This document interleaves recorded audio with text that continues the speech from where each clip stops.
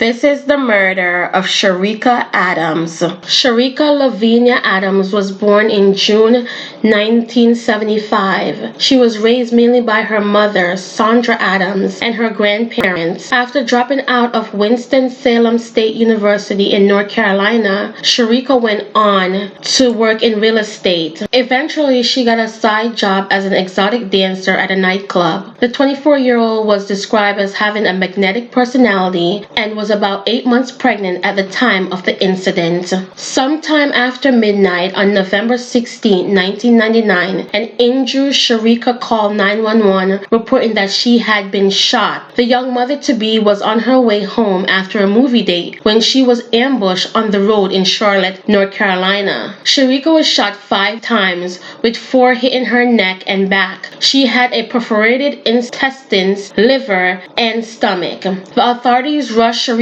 to the hospital, but while they were able to save her baby, she was taken off life support on December 14, 1999. She died of organ failure. Before Cherica passed away, she provided the authorities with a lot of information. On that night, she was on a date with her on and off boyfriend, Rae Carruth. Back then, Rae was a player for the Carolina Panthers and was picked 27 overall in 1997. Rae and Cherica were driving in separate cars, with the 24-year-old following the football player. In the 911 call, Cherica mentioned that Rae slowed down before another car pulled up beside her vehicle, shooting at her. She believed Rae had something to do with it. Authorities also learned that Cherica, pregnant with Rae's child, was adamant about having the baby. However, Rae was less than enthused and had asked her if she would get an abortion. The police looked into Rae's phone records, leading them to a break in the case. They came across Michael Kennedy, a friend of Rae's who was also a drug dealer. Soon, Michael's admission to the police revealed a gruesome murder-for-hire plot that left everybody shocked. Another phone number in the records went to a motel close to the airport. A few days after the shooting, the police came across Van Brett Watkins at the same motel, and he was brought in for questioning. Eventually, the authorities learned what had happened. Van, a security head at a strip club, was approached by Rae in June 1999. Van later remembered, so he said, "How much would it take to beat up a girl and make her abort her baby?" I said, "I don't beat up girl, I kill people." Over time, Van claimed that Rae suggested many different plans to have Cherica killed. Ultimately, it was decided that Van would ambush Cherica after Rae and she finished their date. Also present with Van was Michael Kennedy, who eventually acquired the gun, and his best friend, Stanley Abraham. So, after the movie was done, Watkins said Rae and Cherica drove back to his place, picked up her car, and continued driving in separate vehicles to her place. Michael, who was driving the car, pulled up beside Cherica as Rae slowed down ahead, with Van shooting in the vehicle 5 times. By the time Cherica died, almost a month later, Rae was out on bail and fled. She caught in Tennessee. Rae was hiding inside the trunk of a friend's car. He had energy bars, a phone, money, and empty bottles in case he had to urinate. Out of the 4 men connected to Cherica murder, only Rae went to trial, with Van and Michael testifying during the proceedings.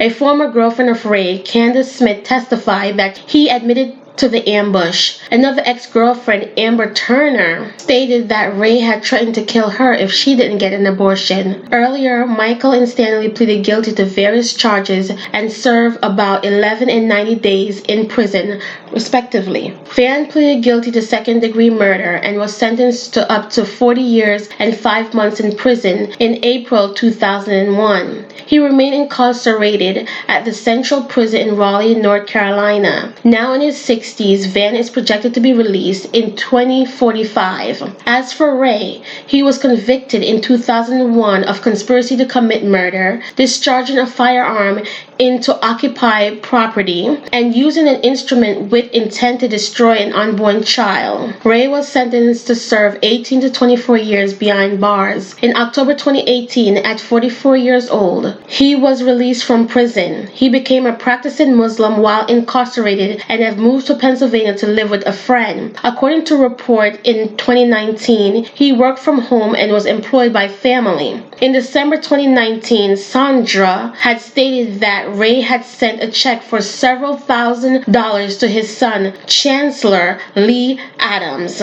Although Sandra Adams had long forgiven Rae for the murder of her daughter, Cherica, she made it clear that Rae would never ever have custody or any power over the son Cherica left behind. Cherica's son, Chancellor Lee Adams, is 21 years old today. He has permanent brain damage and cerebral palsy, but despite of all of that, he have graduated from his class and made much attempt to function in the world. Although Chancellor will always need a full-time caregiver, he's always surrounded by his love by Sandra Adams, Cherica's mom, and the rest of her family. Sandra considered Chancellor a gift and the brightest thing that could come out of the death of her daughter. She once said, "People tend to remember the bad things, but I remember and I have all the good that came out of it, and that is Chancellor." Sandra and Chancellor will forever be in our prayers.